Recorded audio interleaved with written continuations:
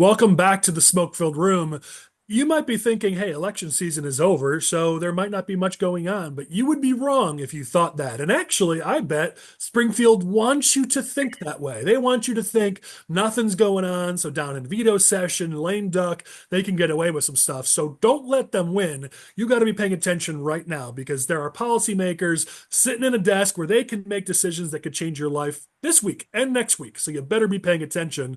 Because of that, we're going to jump in and talk about some policy issues that, frankly, we haven't been able to cover because the last few months have been all election all the time. So some of these have been pending for a few months even, and we really, really, really need to get into them.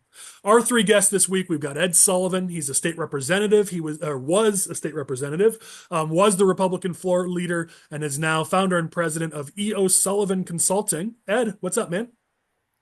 Not much. Just got back from Springfield yesterday for the first veto session. Not much took place at all, but that should change next week and certainly in the lame duck session for sure. Well, we're glad you're here to let us know what's happening. And another person who's been on the ground, Sharon Langlotz-Johnson. She's a policy expert, was also the Palatine Township supervisor and a police officer. So all sorts of backgrounds coming to the table here with Sharon. What's up, Sharon? Not much, Colin. Looking And for our dog Dustin's best friend and trainer too.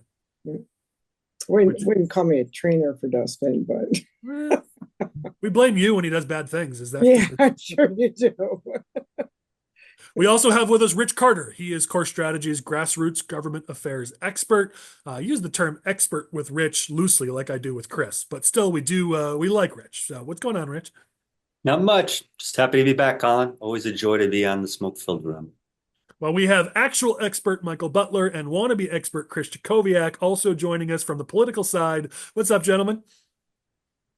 Good to be here as always. Looking forward to some of these topics. I think it'll be interesting.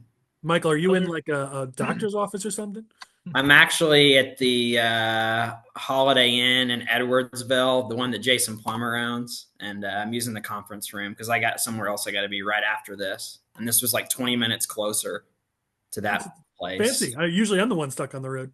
Chris, as always, you're in the pit of doom over there. Another day, another nightmare, Colin. There we go. Bringing your old sense of joy. You are full of joy, and I like it. All right, as I mentioned, we are in veto session, as Ed talked about in his intro. The first week of veto session is over. Pretty much nothing happened, but there's been a lot of people talking about what might happen in veto session. So we're going to cover bills that people want to put forward, bills that people have put forward, or just policies that we need to be speaking about. We're going to cover all of those. It's interesting to note, I saw 20 different shell bills in both chambers were ready to go put to the floor. So this is the kind of situation. They've got the environment primed where if they want to get something done, you might not even hear about it before they've even voted on it, which is why we really encourage people to be paying attention because stuff can happen during veto session in the blink of an eye. So we are recording this in the first week of veto session. Next week is the second week. And so we're going to go through some things. Let's start here. Post-election and even just down in Springfield, what we're seeing is a widening of that gap between the moderates and the progressives within the Democratic Party. Our next topic is going to be about the budget. And obviously, a lot of this is bubbling up to the surface with the budget. So we'll cover that in our next topic. But right now, this is really more about that reflection that's happening post-election day. You're seeing, moderates who are looking at the poll results and looking at how abortion didn't really play for Democrats in this last election. Social issues didn't play as much as voters were really focused on the economy, most of all, and cost of living. And so moderates in the Democratic Party want their party to stop focusing so much and focusing constantly on sex and abortion and the things that most voters right now are like, hey, this isn't top of mind. Meanwhile, you have the progressives who are saying, hey, listen, you're going to water down our party, ruin our party by not focusing on progressive issues. That just destroys our party. We're no longer Democrats. And one of them even said, you might as well go join the Republicans, to which I say, welcome. We'd love to have you. But ultimately, you're seeing this reflection as Democrats did not have a good election nationwide. They did much better in Illinois, frustratingly, but overall, they did not perform at the level they thought they would from president on down, especially nationally. There's a lot of soul searching going on. So this is a bit of a catch-all, but curious what you guys think about this topic, seeing how, many of us are publicly right of center individuals. We always have to deal with this sort of fight between maybe our base and those more towards the center. This is happening right now on the Democratic side, and it's happening in the public's view. Yeah, I was very taken aback by some of the comments that were made by House Democrats this week on the progressive side, really pushing against any moderation of the Democratic Party's platform. Personal PAC came out with a statement this week which said that abortion is an economic issue, and that's why we need to talk about abortion. But abortion is only an economic issue if you choose to ignore some of the overarching economic problems that's in the country right now, which many of the elites who run Personal PAC or Pat Brady PAC, as I like to call it, like to do.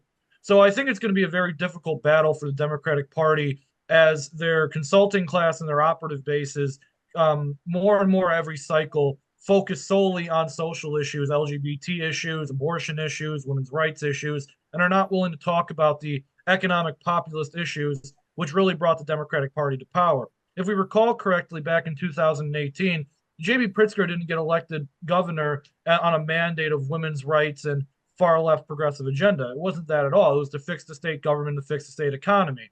When he got reelected, partially not running on his record of doing anything for the state of Illinois, just because he had a very poor opponent and a very good year for Democrats. So I would argue that it's going to be a very difficult path for the Democratic Party to take, as you consistently have operatives and progressives in the Democratic Party who are not willing to listen to their own rhetoric on the economics and push their economic agenda and rather push a socially progressive agenda. I like that you used the word listen, because Chris Welch has been saying we just need to listen to voters and listen to their concerns. And I think your point is, and it's a valid one, they're not actually listening. I mean, what doorsteps these bills they're pushing forward, these far left bills on a bunch of basically social issues, what voters are telling them to do that? Even these bills that increase energy costs, that increase healthcare costs, these bills that raise taxes or make it more expensive to do business here in this state, bills that hurt the economy when they're saying, or that hurt the environment. We'll talk about this later. When they're saying they want to improve the environment,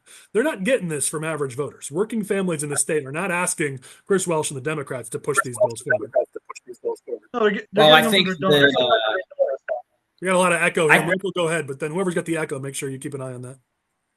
Yeah, I was just going to say, I mean, you look at these election results from last Tuesday. At the end of the day, on those legislative races, state Senate, state House, it was a status quo election. Neither side made gains. The Democrats didn't flip seats. The Republicans didn't flip seats. And I think that, the Democrats could, misread the room, look at those results and think, oh, man, look at how great we did. And I think that's part of the reason why you're seeing what you're seeing now. I mean, they spent that entire November election cycle talking about abortion and, MAGA extremism. And what do they have to show for it? A status quo election. So obvious, and they outspent us, by an insane amount of money in these races. So I think if they're looking at those results and thinking, oh, well, we need to really push abortion harder and we need to push some of these social issues harder because that's what won the election for them, I think that's a mistake on their part, and I'm always happy when they make mistakes. Right. I mean, isn't that we've seen this a couple times now. I remember giving a presentation down in Springfield where one of Pritzker's people was also giving a presentation, and they were, abortion worked for us after the last election. Abortion worked for us, and I'm like, I've got 7 slides of data. And I actually hid them and didn't give them during the presentation because I was like, all right, if you think abortion worked for you, cool, go for it. Use it again. Because we had all the data from the 2020 elections and the 2022 elections where they were saying abortion worked for them, and yet female turnout was down. A young voter turnout was down. And all the exit polls said it wasn't abortion. It was the economy. It was other issues. Fast forward to Brandon Johnson getting elected in 2023. Again, misreading the tea leaves, saying it was my far left, my populist progressive agenda that everyone voted for, when in truth, he underperformed by 20-30%. That was the actual story. But because he thought he had a mandate, now look, he's the least popular person in Illinois, let alone maybe the country. And so if the Democrats want to misread the tea leaves in 2024 and double down on some of these crazy progressive things that maybe play with, a small pocket, a 2-county pocket in DuPage and Lake County with some progressive women, but doesn't play in the other 100 counties, fine by me. Yeah, what you're going to see, I mean, we all know that House Democrat caucus, but there's also, for the viewers' knowledge, in case you don't know, there's a bunch of sub-caucuses. So you have a progressive caucus and a mod caucus, your moderate caucus. We're going to see how those two caucuses battle into the next year for limited resources. And I know we're going to talk about budget and all that, and we can get more into it. But that's where the battle is going to play out. How do these sub-caucuses influence the agenda going forward? Some people align in both, but I'm really interested to watch that play out over the next 5-6 months. Yeah, you're absolutely right. Any other comments on this? But otherwise, we'll use that as a great transition into our next topic. All right, let's get into budget. Ed mentioned it. This is the big fight right now. It's going to be a fight for the whole session, let alone the next few sessions, probably. But the state of Illinois is facing a massive budget deficit. Go figure. Something that many of us have been saying for a while was the case. And Pritzker and others said, no, no, you're lying. You're carnival barkers and doom grifters and whatever else we were told we were. And there were shirts even made up about, how horrible people we were for saying the truth. And now suddenly the truth is out. And of course, by the way, no one's like, did Pritzker lie to us the last couple of years? You just see all these newspapers and media. They're just saying, oh, there's a budget deficit, new information. Like, no, this isn't new information, but whatever. I digress. Either way, you're seeing a massive budget deficit of over $3 billion that the state of Illinois faces. They're going to have to figure out some plan in the next 6 months for this. And the budget deficit's going to be even bigger the year after and the year after. This thing, according to projections, is growing well beyond $5 billion in our current pace. This is a problem. The question is, what are Democrats going to do about it? Are they going to let Republicans even at the table, because they haven't been doing that the last few years? And a lot of Democrats are pointing to tax hikes and maybe bringing back the progressive tax, though that would do nothing for this budget, but they are talking about it. Meanwhile, Senate Republicans this week came out with a press conference calling on Pritzker to reject any sort of tax hikes as part of this budget. On the flip side, Pat Quinn is urging Democrats, just like CTU is, to focus on yet another progressive tax try. So you kind of see both sides of this right now. I'm sure this will be a nice long discussion. Ed, I want to start with you just because this is right up your wheelhouse, and I'm sure you're really sad to not be down in Springfield as a legislator during this challenging time. Well, I left in 16, right at the last challenge that they had. So, it's come full circle. We're back to the problems that have always existed, and that's just continued to spend on things that are unaffordable. And, it's interesting with Governor Quinn. I call him the single issue bomb thrower. Here he is striking again, trying to add, $4.5 billion in taxes to reduce property taxes, which will never happen. But yeah, it'll be interesting to see what they have to say. I don't know that they're going to want to bring the Republicans to the table. And we'll see if the Republicans want to be at the table, quite frankly, because, at some point you say, we warned you. What do you got? Part of me says, hey, let's lead and let's give ideas and let's see if you're going to take those ideas from the Republican side. But yeah, they have a lot going on. And it's not just the $3.1 billion that they're in the hole. City of Chicago and the CPS issues are $1 billion. You then have mass transit, which is, north of $700 million. And that's going to be maybe not this year's budget, but the following year. So they have a lot of asks to take care of. What do they do about immigration? This last time, people of foreign nationals, the state of Illinois spent $1.2 billion. There's a fight that's going to take place. Do we continue to do that? Can we afford it? You have, once again, sub-caucuses within the Democratic caucus that are going to have different ideas on what we should be doing there. So there's a lot of fights that's going to take place. And then add in, there has to be a capital program coming up because you have debt that's rolling off. So what do they do? It's going to be interesting to watch. Yeah, one of the things that came out today was that Metro already came out and said they're going to reduce their trains about 40% by 2027. Right. That's significant loss. And my concern always is, for one thing, I was never a supporter of the marijuana law, but that's $260 million. Where's that money? Or 2 years ago when they gave each Democrat legislator, I think it was 1.5 million to spend in their own district. Only the Democrats got it, not the Republicans.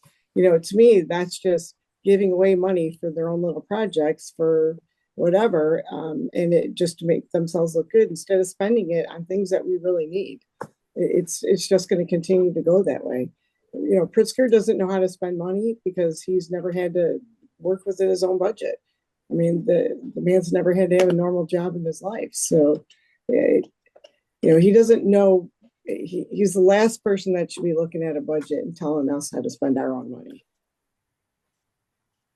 I just don't see any way that they avoid bringing back the progressive tax in 2026, just because, you talk about we're starting with 3 to 5 billion, then Ed, you're adding in the billion, we're adding in 700 million. I mean, they have to add everything in. And, our next topic, I think we're going to talk about tier 2 pensions. That's another, what, 5 billion over the next how many years? They're not talking about cutting spending any way to get to a balanced budget. The only way that they can do this is by raising revenue. And they're setting this thing up perfectly. They put the millionaires tax on the ballot in November, knowing that it would pass overwhelmingly. And, in 2 years, now you have Pat Quinn calling for the progressive tax. You have CTU calling for the progressive tax. I think over the next year, you're going to see a constant drone of we need the progressive tax, we need fairness, we need this. That's going to be happening. And I think the issue is going to be the governor's going to be there with his 50 million to promote this thing, and we're not going to have the money to defend it, to defeat it like we did the last time. So possibly, but Rich, you mentioned the millionaires tax referendum passing overwhelmingly. I don't think 60-40 is overwhelmingly. I mean, it's, that thing was written so broadly to say, hey, listen, would you like those millionaires to help you have lower property taxes? Who says no to that? Honestly, I'm shocked it was only 60-40. Who says no to that wording? Because the reality is, as Ed kind of hinted, that's not what's going to happen. They're not going to pass a progressive tax to give you a tax cut. They're going to pass a progressive tax to fill their budget hole. That's what's going to happen. And so the actual thing they put on the ballot is not going to be tax those evil wealthy guys, those fat cat monopoly men, so you can save on property taxes. It will be tax them so we can pay our budget. And that didn't work last time. And if you can only get 60-40 for property tax relief, what are you going to get when the language is a lot more scary? I don't think 60-40 was overwhelming when you consider the fact that they need 54-55% roughly to get it actually passed. That was barely above that number, and with really favorable language, and to John Curran's point, what he said this week at his press conference, with no opposition campaign. I mean, and they still only won 60-40.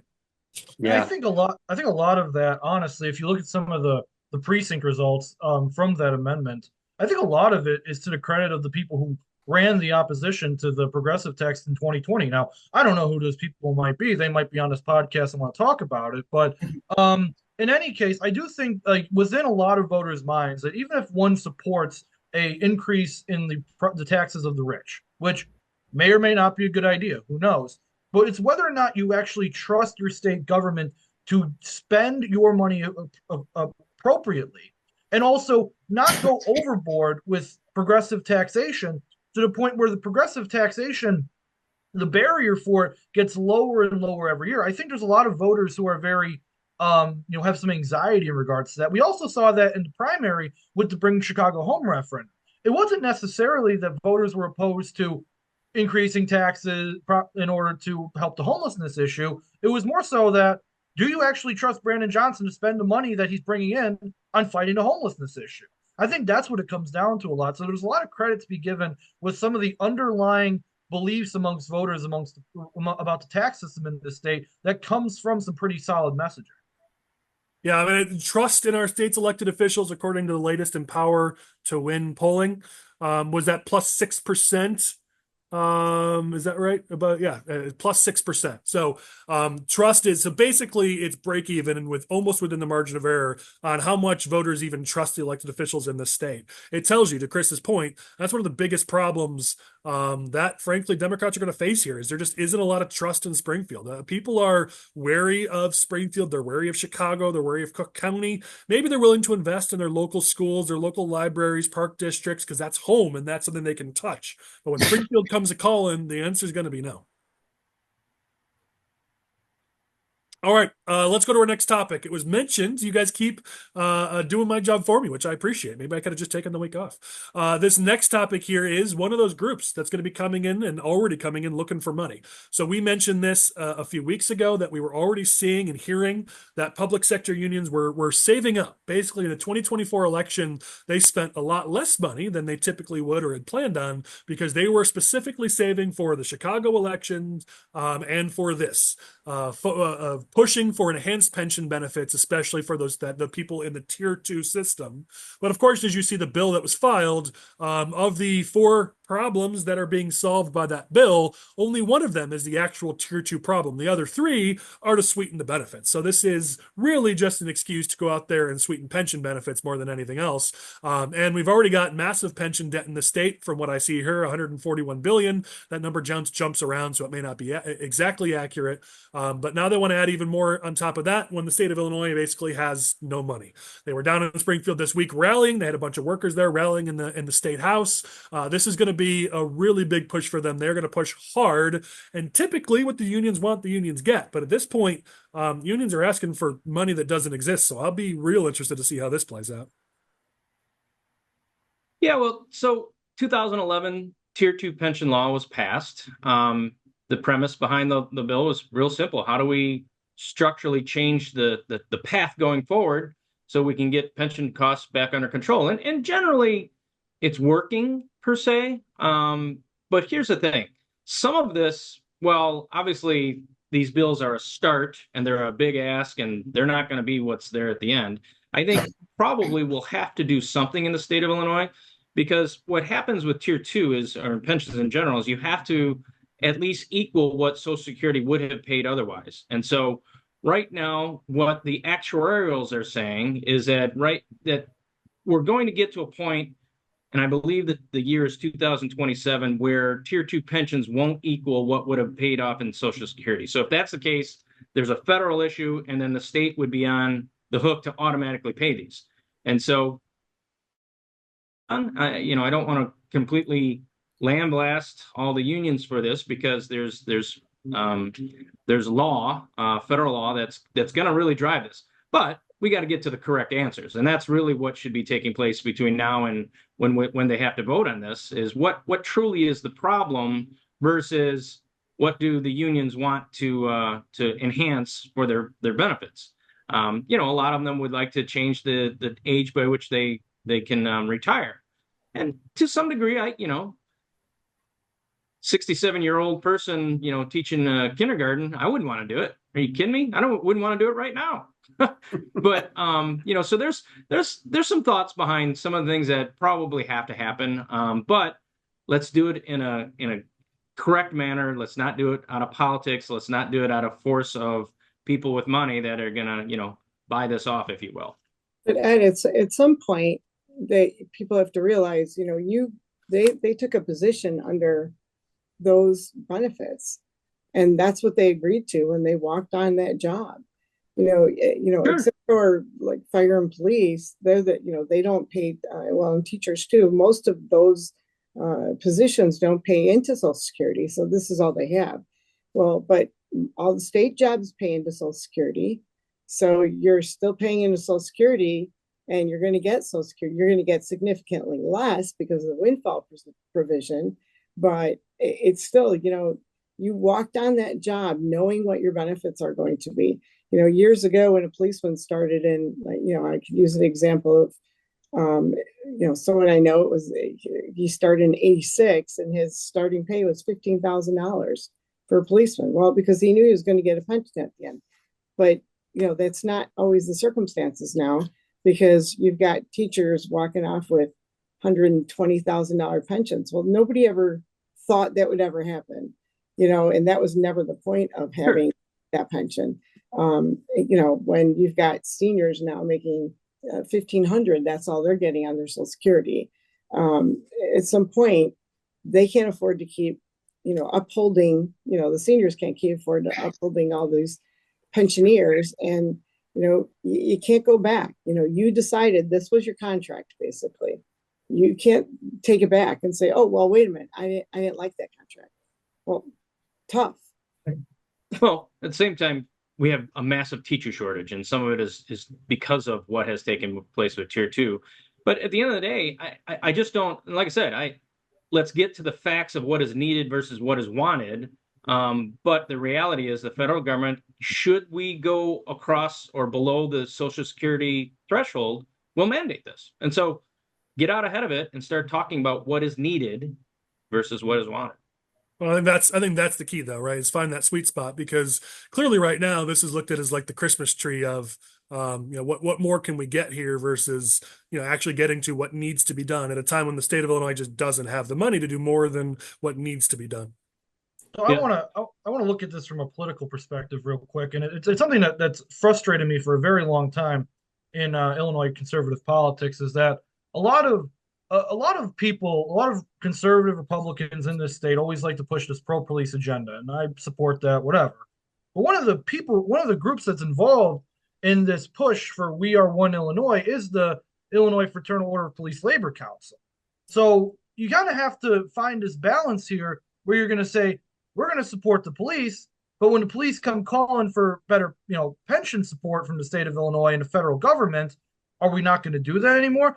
I've seen some people on Facebook, which is a god awful website, never go on it, but I've seen some people on Facebook saying we need to bust the police unions. Conservatives are saying this because of some of the things that the Fraternal Order of Police is advocating for the pensions of their members. And I think that's a dangerous path to go down. I've for a long time, I've said that it's one that I've always opposed Republicans across the board objecting to public sector unions because of the police issue. And I think that if Republicans in the state, conservatives in the state are going to want to support the police, they have to find a way to balance that with the fact that police are public sector employees and they're going to want the same benefits that a lot of other public sector employees are going to want too.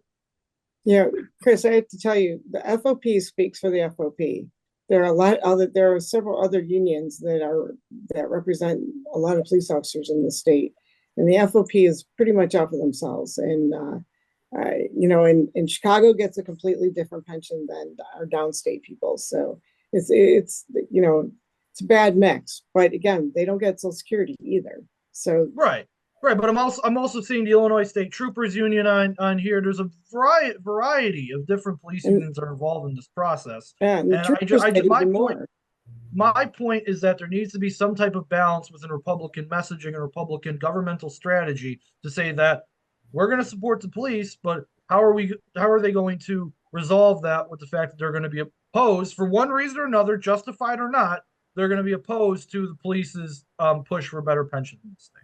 Well, one thing that I see in all this is talking about the worker shortage. I mean, Ed mentioned the teacher shortage. That's every sector of the economy right now has a worker shortage. It's not just public employee unions. It's not just teachers. It's within healthcare. It's at every level right now. There's a worker shortage, which I don't know we're going to solve by one going, okay, well, let's give this group more pensions and let's give this group more money. And you're racing against yourselves. I mean, at this point, every sector has a worker shortage. And so to just say, let's take a piecemeal approach and just dump some more money into the problem that taxpayers are going to have to foot the bill for, I don't know that ultimately solves the problem. And it does seem there's clearly an issue with a worker shortage, but it isn't just government employees where there are government agencies where there's a worker shortage. It's all throughout this economy.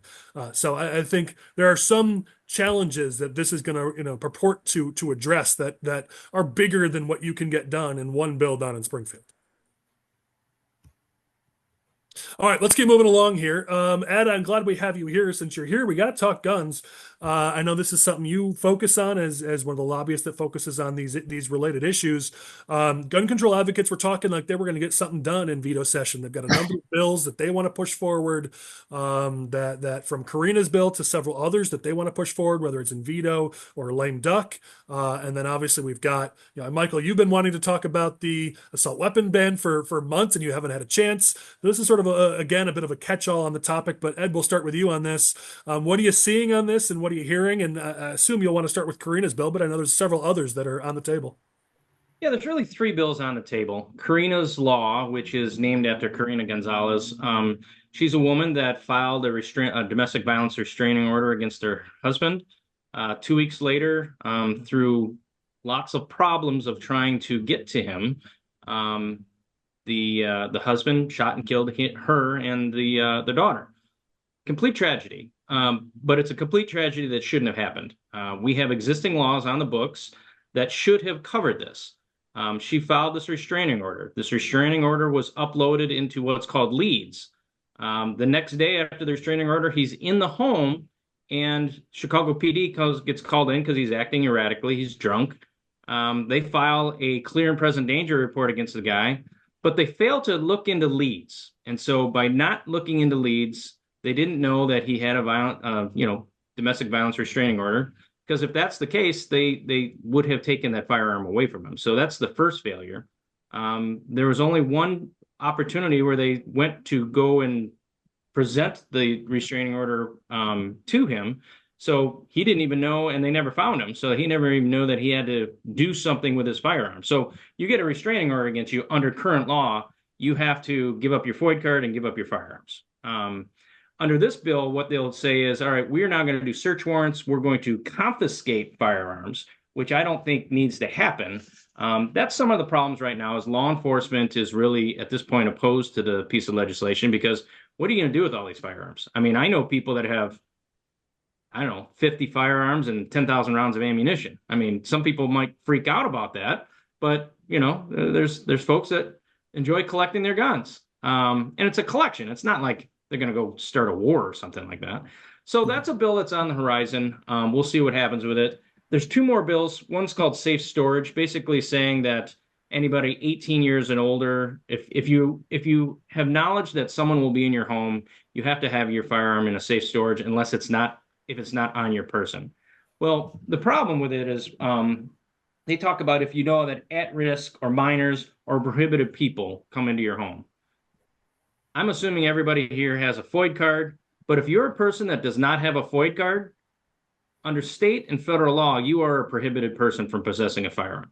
So the bill talks about that. So how many people come into your home that are prohibited people? Just about everybody. I mean, and unless you like me and all my friends have their FOID card. But the other problem with this bill is if someone would come in and steal your firearm, safe storage, if they would steal your firearm, you could be held civilly for $10,000.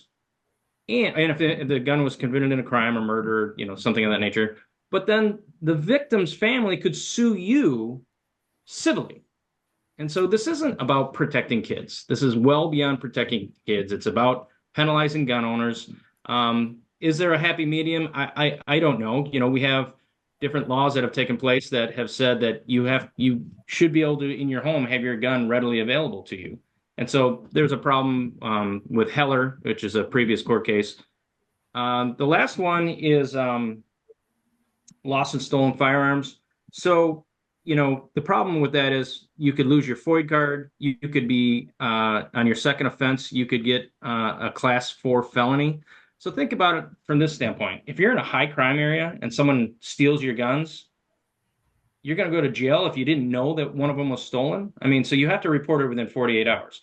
And so I know I could go to one of my safes every 3 months and, maybe my wife left one open and one of the kids' friends took a gun and then used it. I wouldn't know. And so if something happens 48 hours and I don't report it within 48 hours, I could potentially be a criminal for that through no fault of my own. And so some issues there too. So those are the 3 big bills that are coming through. And I'll let Michael talk about the PICA law.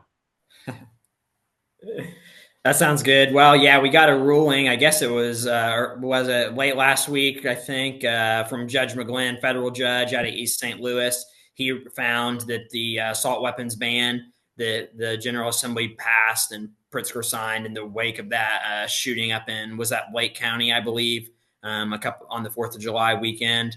He found that unconstitutional. So they've got 30, the Democrat or the state's attorney or the Attorney General's office, Kwame Raoul's office, has 30 days to appeal that. I'm sure that they will. And we'll see, how it plays out. But it sounds like, we're one step closer to getting our constitutional rights restored in the state, which is a good sign. And, based on the things that Ed outlined on those other bills, it sounds like if those are passed and signed into law, there's a pretty good chance those would get overturned as well. So it's just another example of J.B. Pritzker and the Democrats governing by press release. They pass this bill, they pat themselves on the back, it gets ruled unconstitutional. But then when he runs for president, in 2028, he can say, "Oh, I stood up to gun owners and I violated the Second Amendment. Vote for me." So we'll see what happens. But I think at the end of the day, the Constitution will prevail. It always does. The other thing about Karina's bill is that there's a U.S. Supreme Court case this summer called Rahimi versus the United States. And this was an individual that was charged with domestic battery, lost his firearms, sued, says, "I shouldn't have lost my firearms." the Supreme Court ruled that yes, indeed, if you are convicted of this type of crime, you can be temporarily disarmed, and there's certain conditions that must be met for that to happen. But one of those conditions is you must have due process. You must be able to face your accuser in court. Pretty straightforward. We agree with it. We actually, it's the law of the land. And yet, right now, this bill still allows for what's called ex parte hearings. Ex parte hearings are hearings that take place without the defendant in court.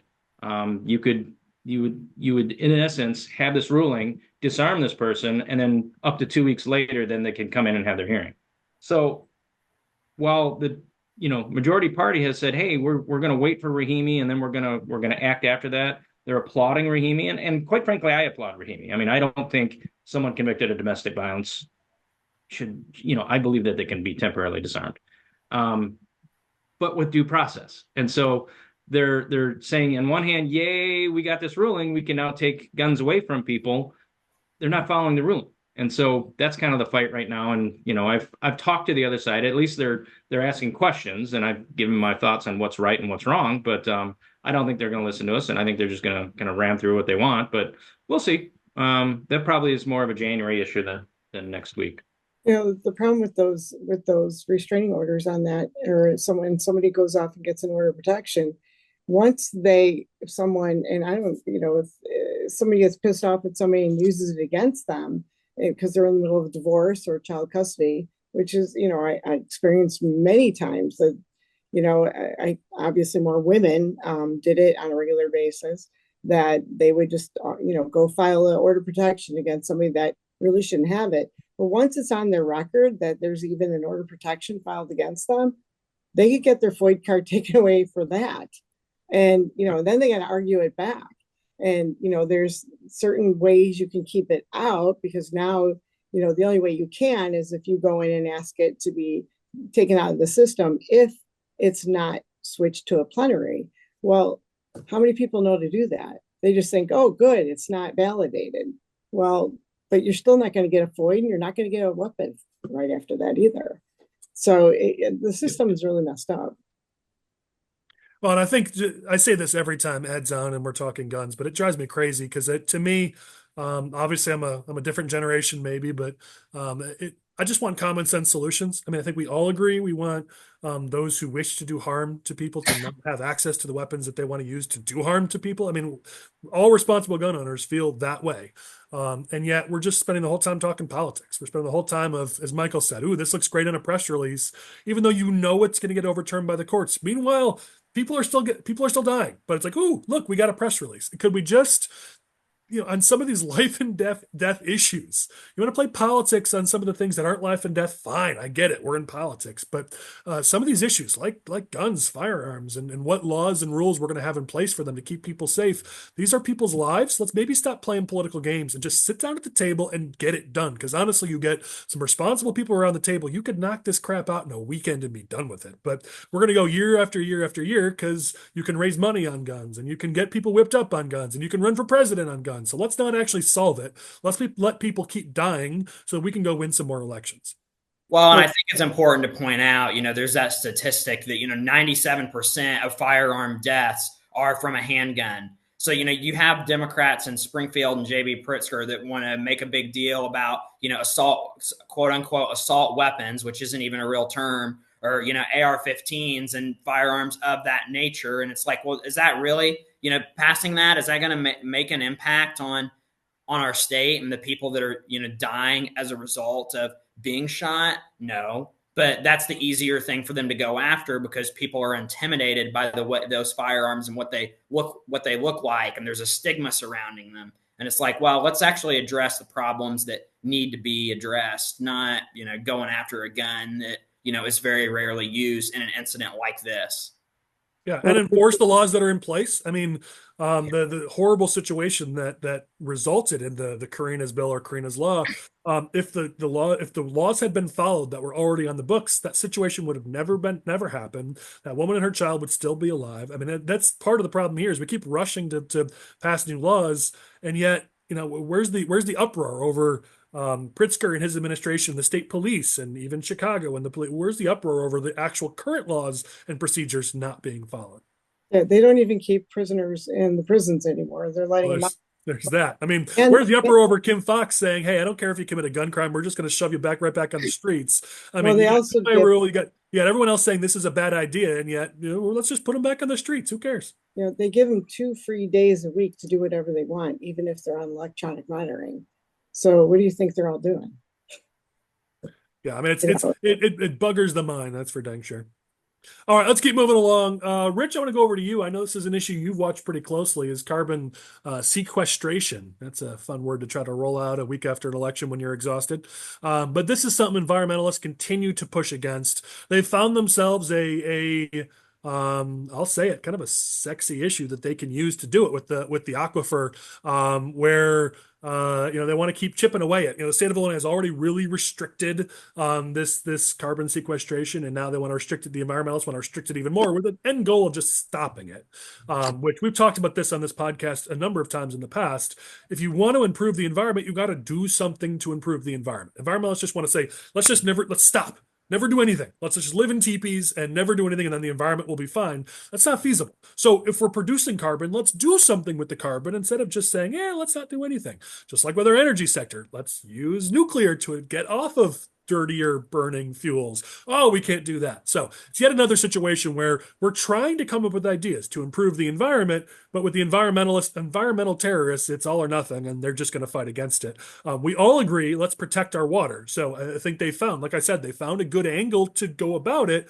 Luckily enough, Harman seems to have had a moment of clarity where he slowed this whole thing down, but it's yet again, they're chipping away at this, right? Yeah, and I think the big thing, was back in the spring when the General Assembly passed legislation to put a 2-year moratorium on any project. So they feel they have 2 years and they're just going to keep plugging away at it. Like you said, the latest thing was they're getting very specific about ways that they attack it now. Bottom line is, like you said, Collin, they don't want it. The interesting thing is it was being the chief champion of this was President Joe Biden. And in fact, the reason that all these companies started coming through a few years ago was because in the Inflation Reduction Act, in Biden's Inflation Reduction Act, he almost doubled the subsidies for carbon capture. It went from $50 to $85 per metric ton. And that's why you started seeing all these companies coming through and everyone getting involved in it. Now, the interesting thing is going to be under the Trump administration, I don't think he has the same value for carbon capture. And in fact, he has already stated that he is going to eliminate any non-spent subsidies in the Inflation Reduction Act when he comes into office. So I'll tell you what, if those subsidies go away, I can't imagine some of these companies, the effort that they put in, unsuccessfully, by the way, over the last couple of years to come crawling back to Illinois anytime soon.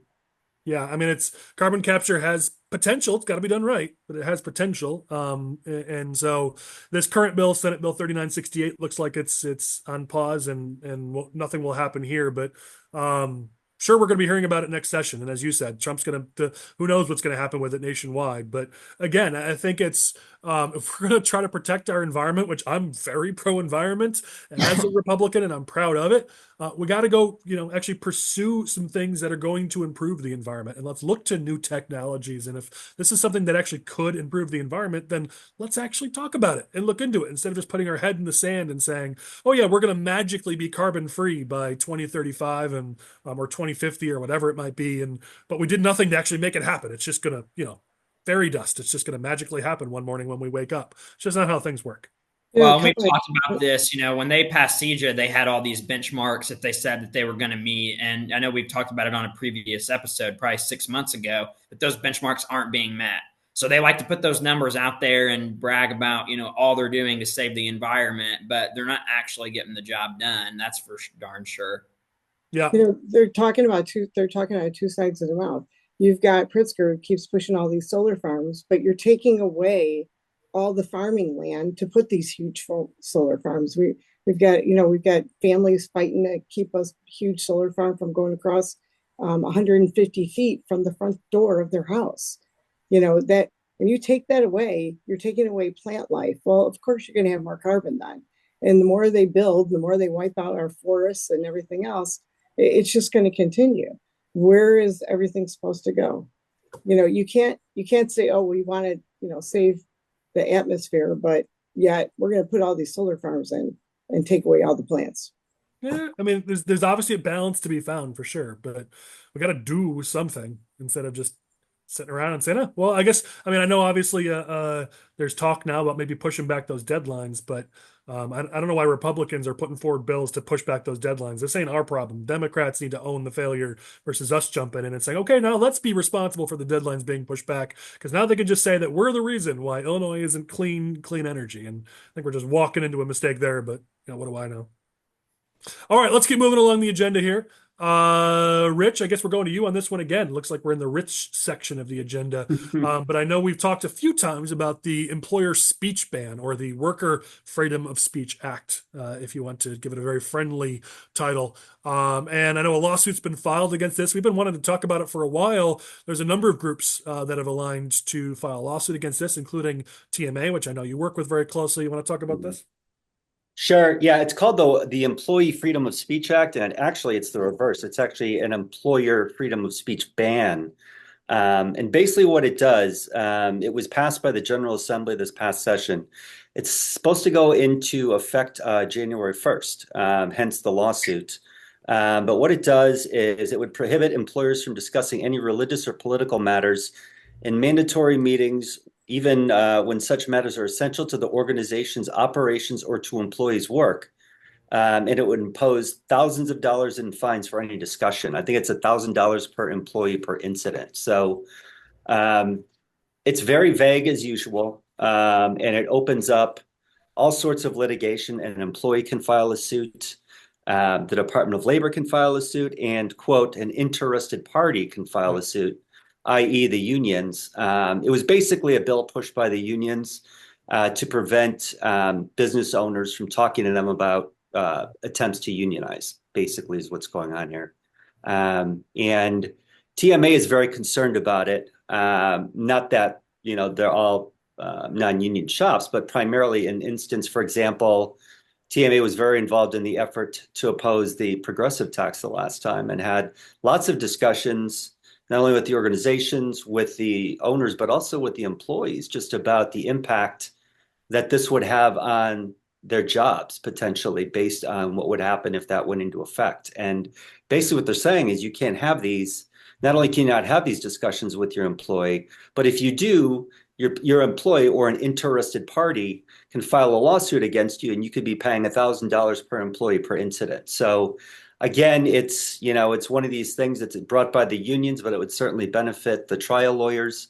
It's the same groups involved, that generally support the Democrats, and that's where we are. TMA has joined the lawsuit to try to get a preliminary injunction to halt this thing and get it ruled unconstitutional.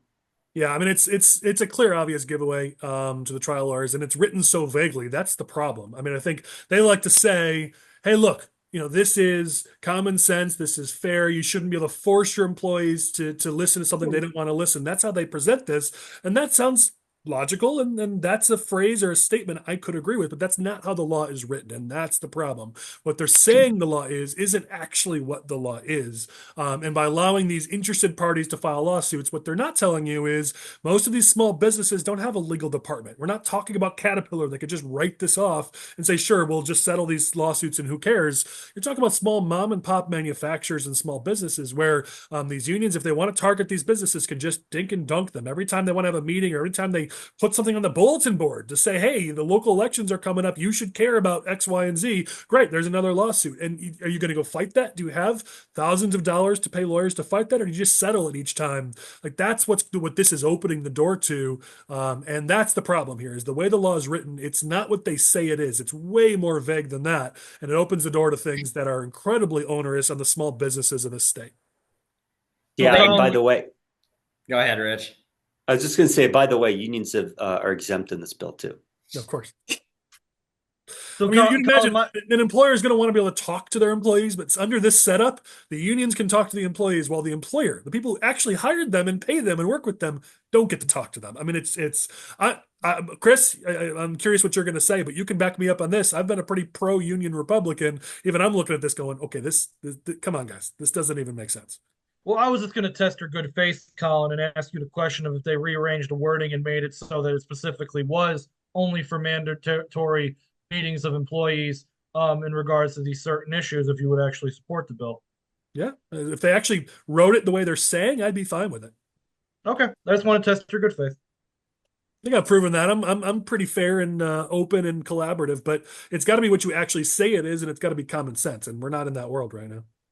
Well, it's very Orwellian, and it's prohibiting the employer from talking to their employees about some of these important issues. It's just absurd, and you got it's like the Freedom of Speech Act, but it's prohibiting freedom of speech.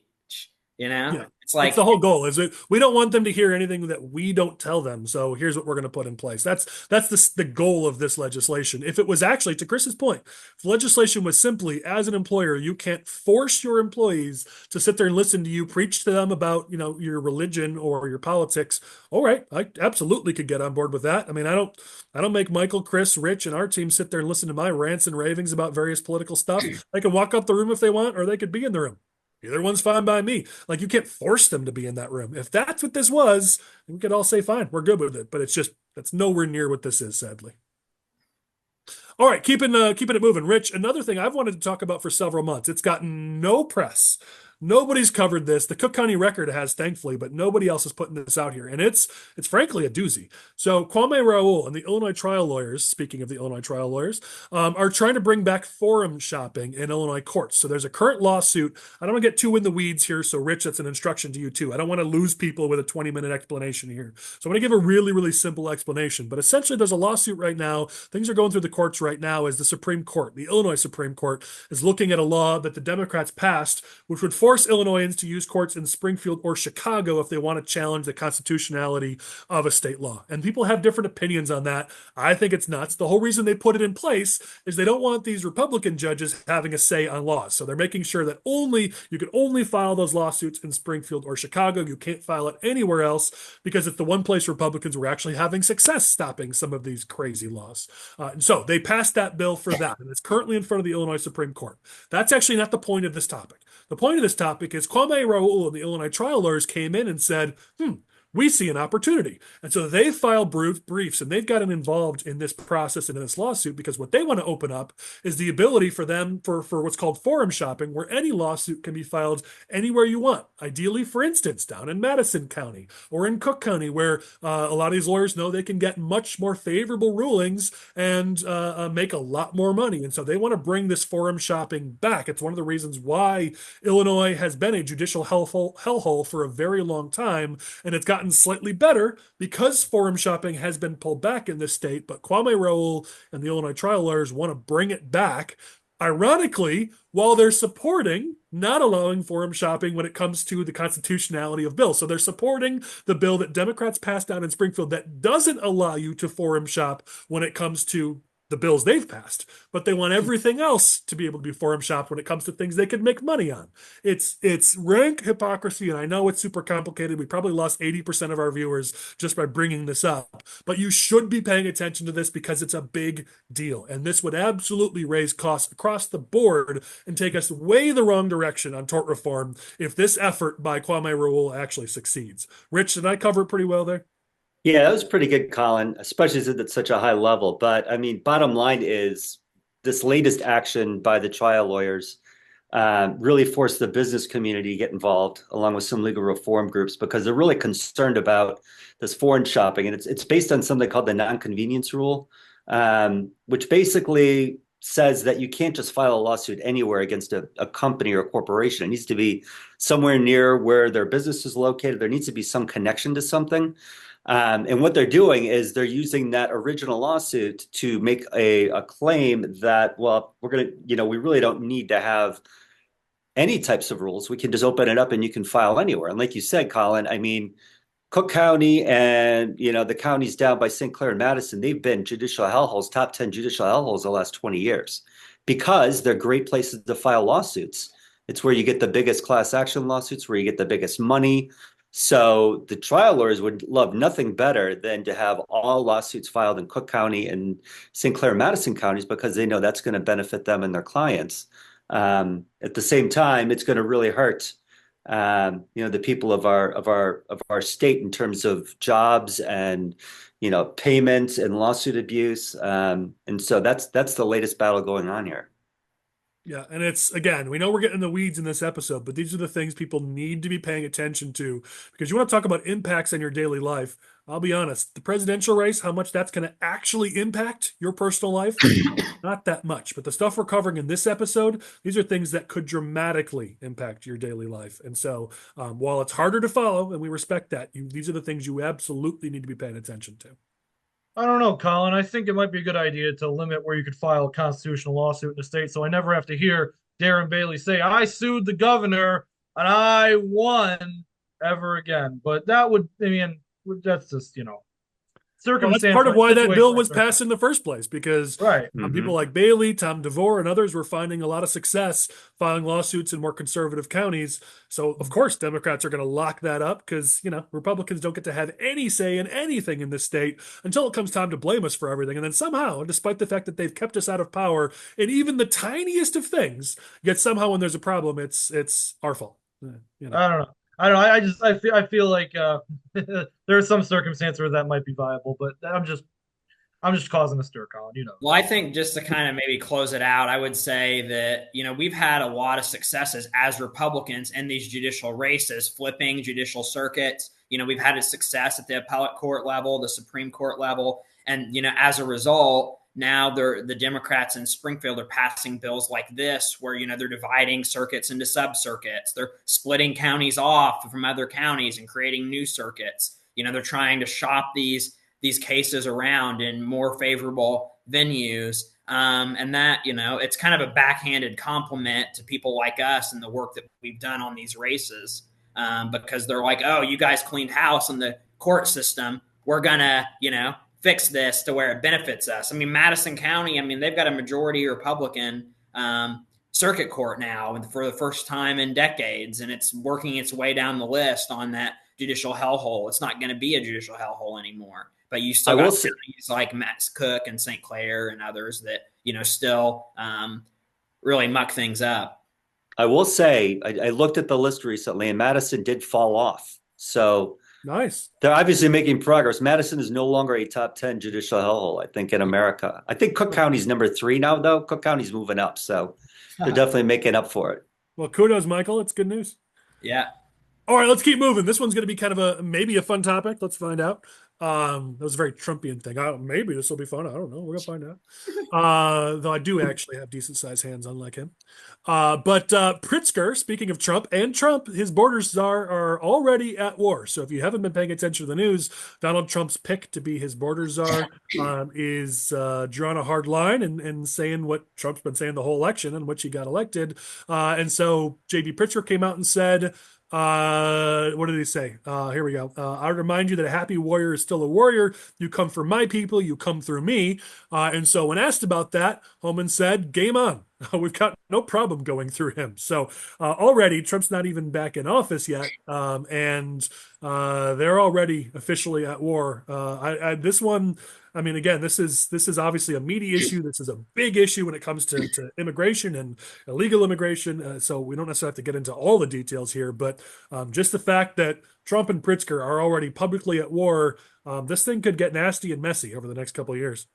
Well, I know it was mentioned earlier about, when we were talking about the budget, and we've spent $1.2 billion on people in the state of Illinois that aren't citizens of this country, healthcare and education and housing and food and all these items. I honestly think with our budget situation, the way that it is, that maybe Pritzker should be sending a thank you note to them, because if they actually follow through on this and clean up some of this illegal immigration in the state of Illinois and elsewhere, that would help resolve some of our budget issues if we're not spending $1.2 billion a year, feeding, housing, and clothing them. Yeah, I don't know that this goes anywhere good. As much as it's good theater, I don't know that Pritzker's plan to pick fights with DC and Trump on every single thing that he can find so he can use that to run for president. I don't know that that's good for the residents of the state of Illinois. And I think I even hear this from some Democrats where it's like, if this is going to impact our funding, I mean, still the number one funding source of the state of Illinois is the federal government. So picking these fights and putting Illinois on the map as being the number one enemy of the president of the United States, maybe that helps your political aspirations, but does that help the millions of residents of this state? I don't think so. The amount. Go ahead, Ed. Were you saying something? I had the landscape, not my landscapers. There's landscapers. So I had it muted. I don't think the governor did anything good in his statement. I mean, that was a political statement. That is him, I don't know, potentially running for president. You don't pick a fight with a guy that now completely controls the federal government at all levels. He's in charge. I'm one that I'm probably more of a moderate on immigration. I don't know that we're going to round up 10, 11 million people and throw them out of the country. You want to start with criminals? Great. Start with criminals. That's what should take place. We should make our country safer where we can. But listen, stop the flood. I worked for Kasich in 2016. And he always started this discussion with, what do you do at night when you go to bed? Do you lock your door? Well, yeah, of course you lock your door. So lock your door. So lock the border. And then work on how do, anybody that thinks we don't need immigration is fooling themselves. And I know all these folks on this panel right now are business folks. What do you think the business community is going to say if you're going to just start indiscriminately throwing people out of the country? I don't think that's the right Hire path. Americans. How about that, Ed? How about we hire Americans? Well, if we thought that we're going to hire our way out of that problem with immigration, that's not going to happen when we're at 3% unemployment rate. That's just come on. You actually listen to the federal unemployment numbers. Are we going to look at all of the people who have come out of the workforce, working age men and women who are not taken into consideration in the unemployment numbers, who are out of the workforce entirely? Those people are ready and able to be hired at a moment's notice. We do not need this is typical 20, 30 years ago Republican immigration talk where immigration is good for the economy because their wages are lower than the average Americans. No, how about we raise wages for Americans? How about we hire Americans? And when we could talk about the immigration problem. Chris, what are you going to do when our workforce continues to get older and older and older? Because that's what we're facing right now. I mean, that is economics 101. You're going to have the immigration. Now, I'm not talking about the unfettered immigration or illegal immigration that's been taking place the last 4 years. That's not what we're talking about. But where you could come in and say, hey, we're going to put more effort into making sure the right people are coming in, the people that we want to, how we should have been doing things. We have areas of the economy that we need specific people. Well, let's fast track those folks to fill those jobs that Americans aren't filling. And so there is a discussion to be had on both sides. I just don't think that the extremes of each side should be talking this through. And I think at the end of the day, they will go after the criminals. And I'm like I said, if you committed a crime here and you've been in it here illegally, your day is done. But there's a larger discussion. Well, I think that's the problem is the middle isn't even being heard even in the state of Illinois. I mean, these law enforcement agencies in this state are not allowed to work with ICE. And I think that's what the Trump administration is saying. I mean, I'll go back to this quote where he's saying here, I've got 20,000 men and women in ICE who are going to do their jobs with no apology, he said. And if any governor wants to stand in the way, go ahead and do it. We'll see what happens. We're not going to be intimidated. I mean, I think there's a medium here. To your point, Ed, in this state, you commit a crime. I mean, I think we can all agree if you're here illegally and you're committing crimes, it is time to go. That you've abused your rights to be here, and you got to go. But we're not finding even that middle ground. The governor's like, nope, nothing. We're not doing anything. It's like, come on. And to your point, let's get the extremes out of the room and let's actually sit down and have an adult conversation here.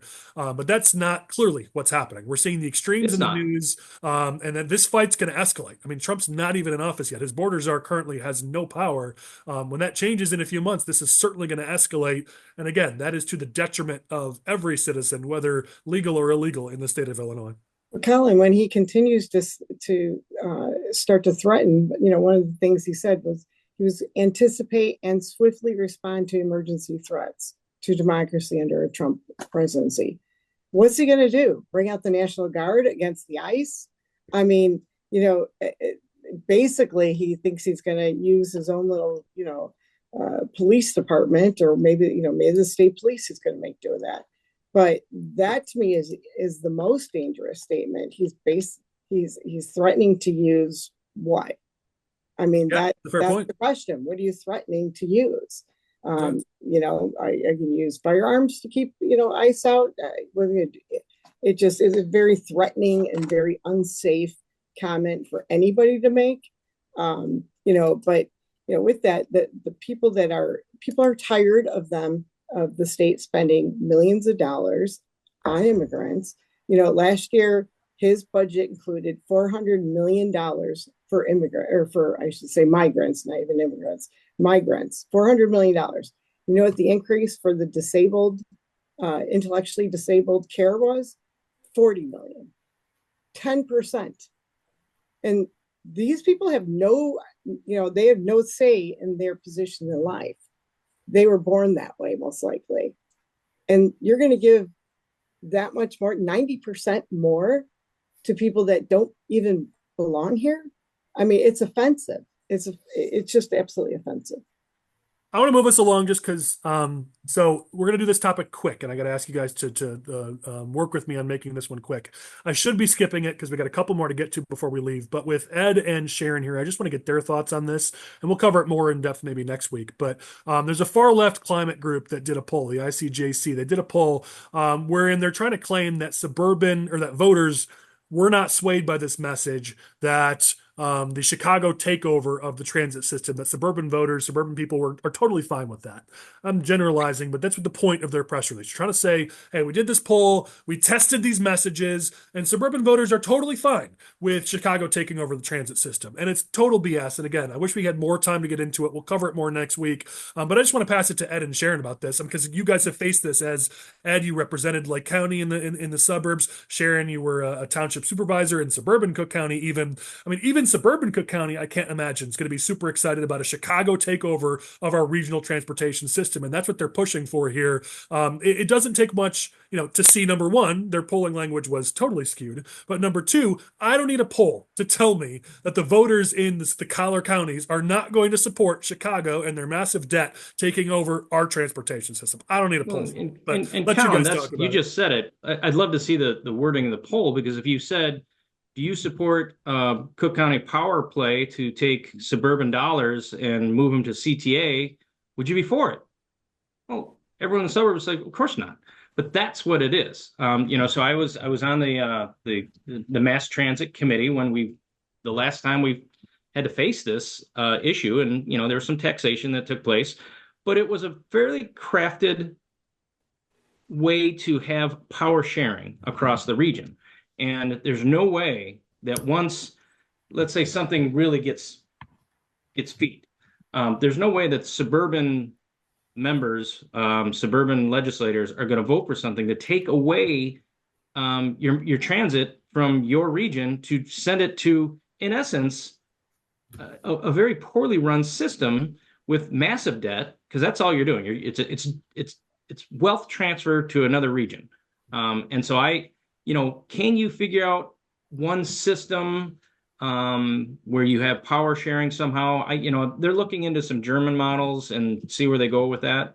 But to get back to your initial point, that is such a severely flawed survey or poll that was taken, because there's no chance that people in the collar counties are going to want to cede power money or anything. You mentioned the debt. I've got the numbers here. CTA's debt right now is $6.9 billion.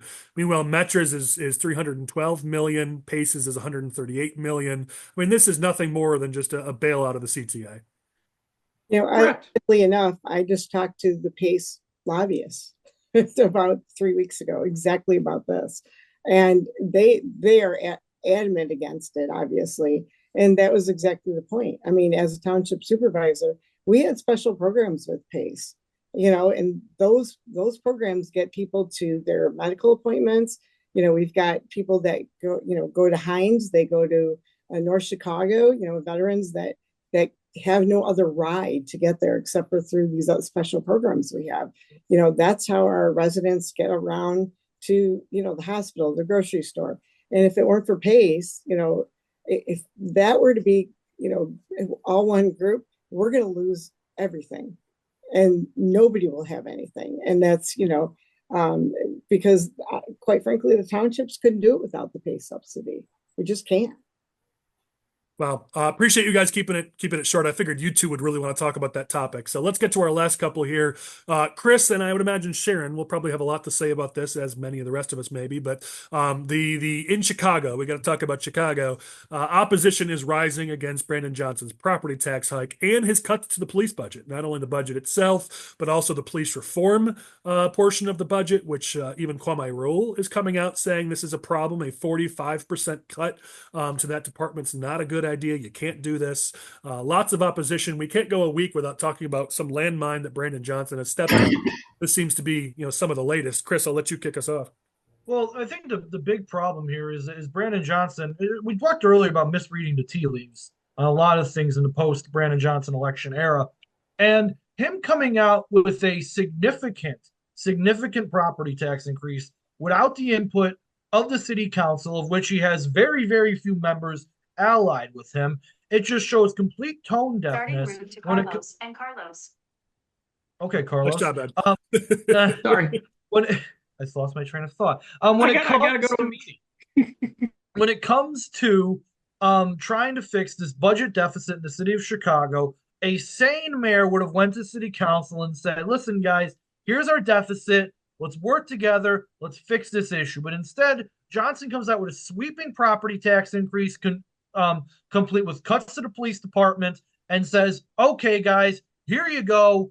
This is what we're going to do for the budget." And the city council's like, "No, we're not going to do this. This is a terrible idea." And you're even having some aldermen come out and say, "Yeah, Brandon Johnson actually hasn't talked to some of us since he took office. He just kind of shows up to the meetings and does his own thing," which is completely an asinine way to run city government. Now, Lori Lightfoot was terrible. She was, because she was hard-headed and she did stupid things, whatever. But Lori Lightfoot had a better relationship with city council than this, because she at least had some allies on city council to whatever extent they existed. Even going back to council wars back in the 1980s, when the city council was divided along racial lines and nothing got accomplished for 7 years, they were still able to accomplish more than they're accomplishing now with the current mayor that we have in place right now. So Brandon Johnson continuously, time after time, completely misreads the room, tries to launch sweeping proposals which nobody is going to back, and then refuse. And when he has to come back, he half measures it coming back to the center. So once again, Brandon Johnson fails to disappoint. Chris, it feels like the Chicago mayor is kind of like the Bears coach or offensive coordinator. Like every time we have a horrible one, we fire them and then get a more horrible one and then fire them and then get a more horrible one. Is this just what's in the water in Chicago other than lead? I mean, what's going on here? The lesson of Chicago seems to be, if your name is not Richard Daley, no matter what middle initial you might have, apparently you cannot run city government. That is the lesson of the city of Chicago for at least the last half century. Bolandic, was in there. He couldn't plow the streets. Jane Byrne changed her mind every 5 minutes about who was allied with her, who was not. Harold Washington had a council that wouldn't cooperate with him. And even to today, we see these mayors coming to the city of Chicago. So apparently, you just have to be named Richard Daley, and you could run the city of Chicago. So Philip Spiewak proved you could just change your name, and so maybe someone will do that and just run as Richard G. Daley or something. Sharon, I thought you might have an opinion on this just based on the cuts to the police budget, which I'm sure would have made you pretty angry. Well, first of all, Illinois governments have a long history of ignoring consent decrees that would come out of court systems. DCFS is one of them, obviously, and now the city of Chicago. Knowing many police officers in Chicago, they still aren't getting their days. They're still not getting, they're not getting the support. They're short staffed. They're still down over 1,000 police officers. And he's talking about not even hiring those police officers. Okay, what don't you get? You have one of the highest crime rates in the entire country. And your police officers, we've had 4 police officers shot and killed in the last 2 years. I mean, what do you need? And, they wonder why the police, these officers' families who are getting killed, are not inviting them to their funerals. They are asked not to show up. Why? Because the police officers have no respect for, the government, and and the people that are leaders, and they don't have any respect for the police officers going out and do their job. It's a slap in the face to the police department. It's a slap in the face to the officers, and slap in the face for the people that are paying the bill. On that point, to AG Raoul's credit, he has threatened a lawsuit over the consent decree and the cuts made to the police budget that interfere with the consent decree. So, I mean, there's at least somebody looking at that saying, "Hey, whoa, this is not a good thing." I'm going to have to jump off, but one last comment on budget and the property tax increase. Teach economics 101. Nobody knows what they're doing in the city of Chicago, and that's why they're in the problem they're at. But I will tell you this: their property taxes are nowhere near the level of property taxes we have in the suburbs. So part of me is like, yeah, you guys take care of your own problems, because if they don't resource their money locally through property taxes, they're coming to the state and taking our money. And so why don't you get funding property taxes to the percentage that we have to fund property taxes, and then, cry a river to me. So I do bring that up a number of times. People don't realize that. I'd say if you want equity, why don't y'all in Chicago pay the same property tax rates that we all pay, and then you can talk about equity. And here's the problem: there are areas of the city that do. There are areas that the percentage of their property taxes compared to their value of their home is 12%. Generally up here we're 3 to 4. Are those officially Chicago addresses though, or are those Suburban Cook? Suburban Cook, yes. Yeah, because there's places in Suburban Cook that have gotten demolished, but then I hear these Chicago residents who complain about the property taxes. There's no business infrastructure. They've just been ignored, and that's some of the problems that they have in there. But I unfortunately do have to go because I'm going to be late as it is. But I do appreciate, Collin, you bringing me on the show, and I've enjoyed this time together. Cool. Well, after you leave, we'll figure out your OGs and clowns for you so that you're held responsible. Okay. All right. Thanks. See you guys. All right, thanks, Ed. Last couple topics before we close down. Maybe some discussion on this, maybe not. I'm not sure. But for those who watch this, so just so you guys know, the Senate Republicans and House Republicans have chosen who will be their leaders going into the next session. It will be John Curran and Tony McCombie again. They're retaining their positions on their caucuses. So we'll see John Curran continue. A lot of people kind of felt like the Senate GOP was an incomplete because they didn't really have any races in 2024. So the question is, everyone's waiting to see 2026. How does Curran and his team do in 2026 when they have a lot of races to focus on? So certainly that makes sense. Obviously, we've had a lot of discussion about McCombie and the House Republicans. I won't rehash that. I have certainly said my mind. You're welcome to watch the last couple of episodes if you'd like to hear that. I'll simply say, all right, it's your job now. And hopefully we can set our sights higher on just treading water. It's going to be a tough election coming up, but we got to actually win some seats. We're going to talk about being out of the super minority by 2030, and we got to actually win some seats. So if the House Republicans have chosen their leader, I respect their choice, but I'm certainly going to set high expectations and expect that those expectations are actually met instead of us setting low expectations and then being so proud of ourselves for not losing. I think I'm sick and tired of that mentality in Illinois. So I'm not going to defend a loser mentality, and I hope nobody else will too. But to Curran and McCombie, I will say you are the leaders of our two caucuses for the next 2 years, and I wish you the best of luck. Please, we are relying on you because the state of Illinois needs to make up some ground and do better. Anybody have thoughts, or you want me to take the whole rope on that one? I figured I'd be the one on the rope on that one. All right. Last thing, let's have something fun. Ed's going to miss a fun topic, but let's have a little bit of fun. It's coming out of D.C. that Senate Democrats are starting to put pressure on Dick Durbin as he's sort of doing his Dick Durbin thing, waffling and, I don't know what I'm going to do. Please kiss my hand and make me feel special. Senate Democrats are saying, guess what, buddy? You have a very important job for the next 2 to 4 years. Donald Trump and his administration are going to be trying to get through as many judges as they possibly can. And they're concerned that Dick Durbin doesn't have the fight in him to stop that. This is where some of the biggest fights that will barely or rarely ever make the news are going to happen in the committee where Dick Durbin currently serves as the chairman, but after Republicans have the majority, he will no longer be in that position. He'll just be the top Democrat there. They're going to be putting a lot on whoever's in that position, and they're concerned that Dick Durbin does not have the fight in him that they need him to have. Interesting to see what that's going to play out. I mean, does this lead to a quicker decision from him on whether or not he's going to stick around or retire? Obviously, a lot of Democrats and Republicans want to run for that seat in 2026. So, what do you guys think? Look, I'm going to repeat the same thing I've said since I started working in politics. I will believe that Dick Durbin is not running for re-election when I see either the press release or their obituary come out, because anything before that is just pure speculation, because every person in Illinois politics, Republican and Democrat, over the past 15 years has had the same conversations. Well, what if Dick doesn't, run again? Who's it going to be? There's a list of people a mile long who have been promised that seat by somebody or another over the past, how long Dick Durbin's been in there? Almost 30 years. So it's speculation. Who cares? I'll believe it when I see it. All right. For the rest of us who like fun, what do you guys think?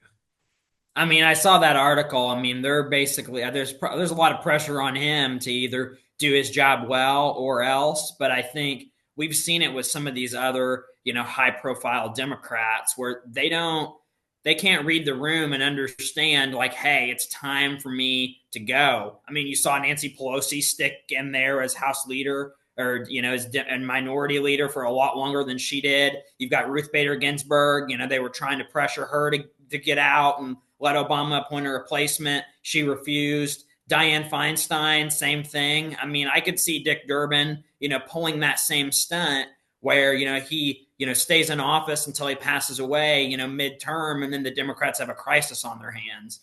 So, I mean, this is a typical, I don't know that this is necessarily Democrats, though I certainly appreciate you whacking the other side. This is both sides. I mean, when people get power, they're loath to give it up. I mean, I remember Illinois 8th Congressional District, Melissa Bean wouldn't have been in power, would have never won that election. But because the incumbent Republican held on for 2, 4, 6 years longer than he probably should have, we got stuck with Melissa Bean in one of the most Republican districts held by a Democrat in the whole country. And it took a few cycles to finally get it back. So it's not always just Democrats, it's Republicans too. It's these politicians, when they get power, they're just not really willing to ever really give it up.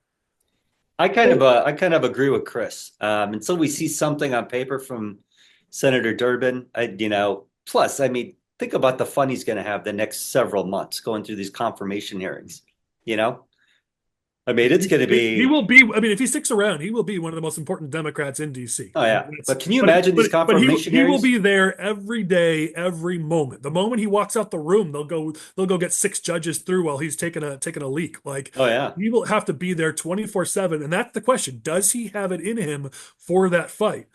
Because as I joked about last week, I mean, with the White House and the Senate, let alone the House, this is going to be just a approve on a whole bunch of 30-year-old conservative judges. They're going to be relying on Durbin. And again, does he have it in him to be the point person for that fight? Time will tell. All right. Just know if anyone would have some fun with who they wanted to run for that seat, but it looks like none of you were taking the bait. Oh, who to run? Yeah, he's not leaving, Collin. He's going to die in that spot. It's just not who he is. Yeah, I don't know that you're wrong, but it is still fun to speculate. All right, let's close this down. As always, our final segment is our OG and Clown of the Week, where our guests and everyone can put in somebody that they think is an OG who deserves praise from the last week, or somebody who deserves some scorn and the clown label, even though we have some permanent clowns that have just sort of been permanently nominated. But anybody have any thoughts on somebody you'd like to put in, have a little fun with it? Yeah, I was going to say on Clown of the Week, I saw last week Pritzker did a press conference, following the presidential election. And he made this comment where he said he was just so distraught that he had to explain to his daughter why a female hasn't been elected president of the United States. He's like, I've been explaining this to her for the past 8 years, and he's just so distraught over it. So I think that we need to issue a challenge to J.B. Pritzker that if he wants to see a female president so badly, then he needs to promise us that he's not going to run in 2028 and let a woman have it. You know what, Michael, I'd take that one step further, that if it's so important that we elevate a woman to that office, which personally I actually really agree. It's why I thought Nikki Haley would have been great. I just say that just to annoy Chris. Nikki Haley. Nikki Haley. But if JB Pritzker truly does believe this, then shouldn't he be putting Stratton in to run for him for governor so she can start to build her profile to run for president? I mean, you can't just snap your finger and run for president. You got to be governor for a bit first. So I think, Michael, I'd take it one step further. If you truly believe this, then shouldn't you be stepping down and making JB or Juliana Stratton your not only running in the next election, but maybe let her start now? Well, I'm sorry, his daughter is not a child. His daughter is an adult.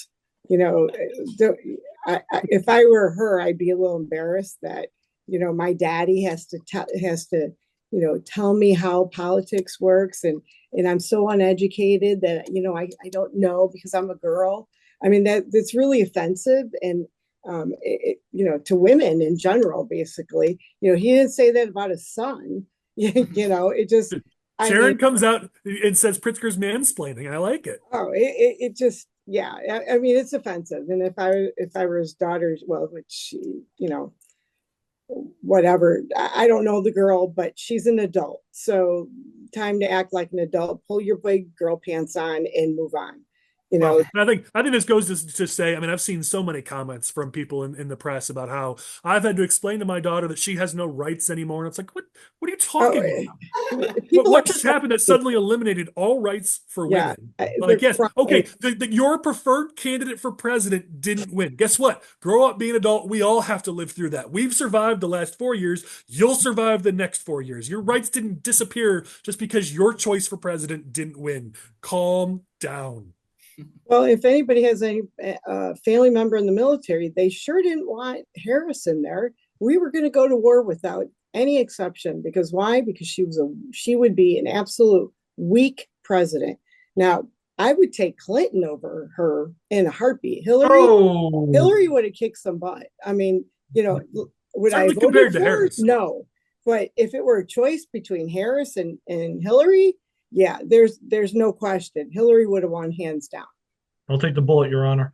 My OGs and clowns, what do you got?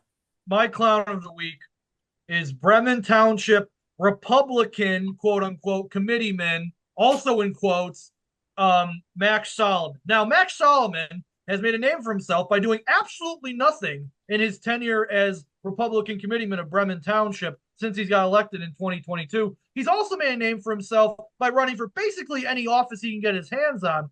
And now he's making a name for himself because he's somehow managed to become Tiffany Henyard's new lawyer in the city of Dalton, when nobody else will represent the city of Dalton. Apparently, Max Solomon, Republican lawyer, who I think almost has gotten disbarred like 6 times, so it makes a match made in heaven for Tiffany Henyard, that the Republican committeeman of Bremen Township is representing the Democrat corrupt mayor of the village, city, whatever the heck type of municipality is, Dalton. That what kind of Republican are you? And now he's also running for the mayor of Hazel Crest, which he previously ran for as a Democrat in 2017, and now he's running for it as an independent, despite the fact he's a Republican committeeman of Bremen Township who's done nothing. What a jamoke this guy is. I mean, I live in Bremen Township, and if he's watching this, I'm telling you, somebody's coming for you. It might be me at this point. If nobody else will run, I'm going to have to put an R next to my name and soil my reputation in politics the rest of my life. But mark my words, somebody please send this to him. You're going down, buddy. You're an idiot. You're an idiot, dude. Stop. That's embarrassing, actually. I did not know that, Chris, so thank you for that information. But, you know, I hate to say it, we've got a lot of township people that they run for every single position, some in my own township.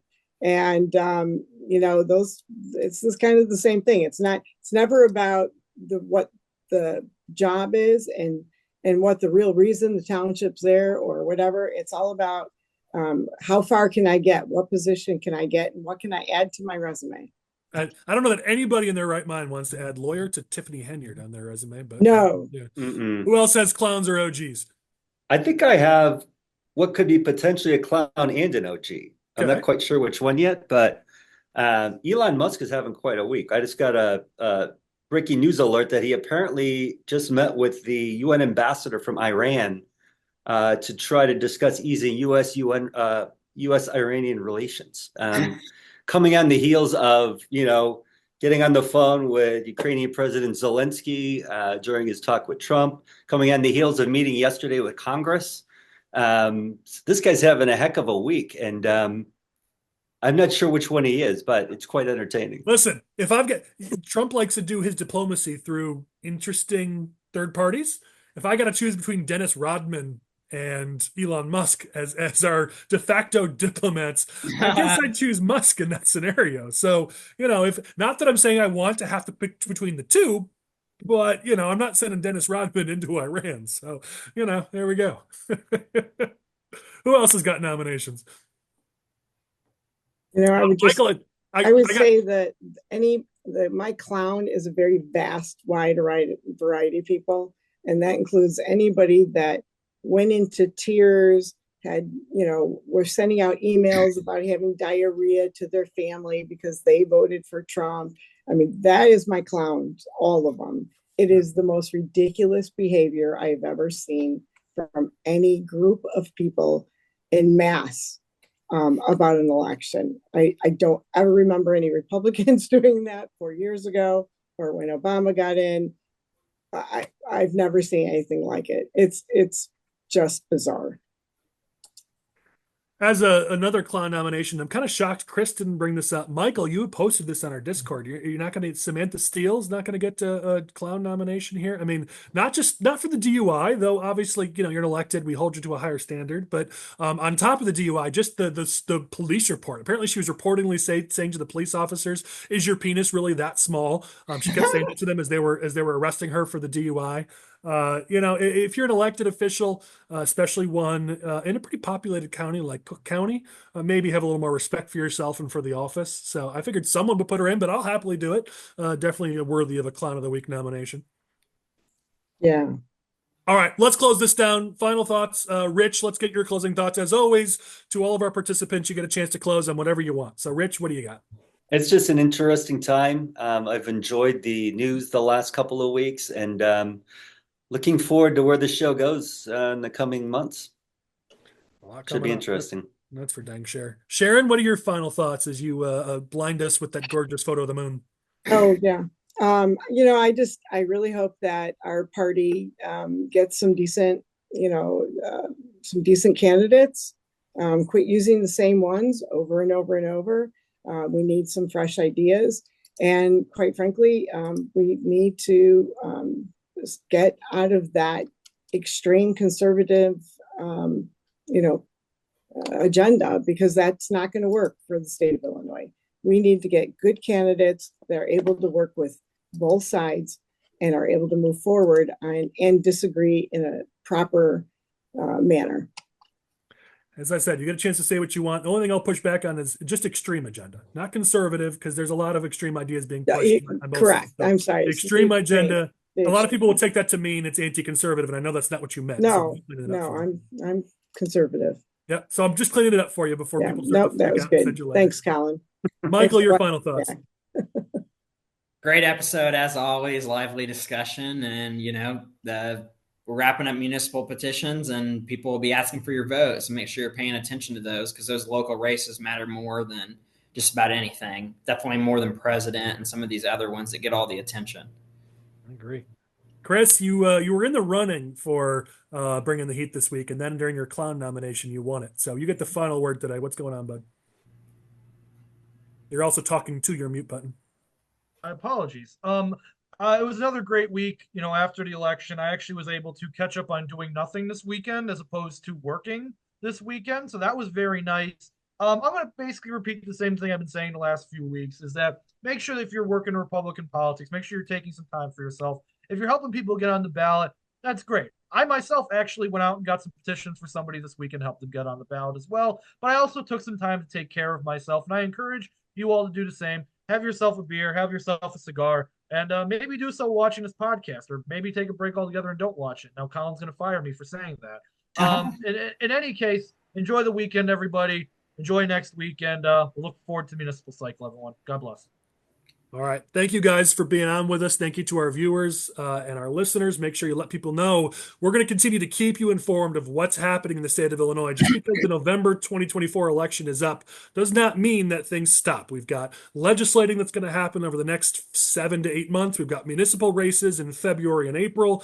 We've got petitions that are going to start being passed for the 2026 races, from governor to Senate to Congress and House and everything else and legislature. So things keep moving. They don't stop. So stay informed, stay engaged. We will help you do that with the Smoke-Filled Room. Thanks to Lane Davis, our producer. We will continue to be in your inboxes, so stick with us. We'll catch you next week on our SFR.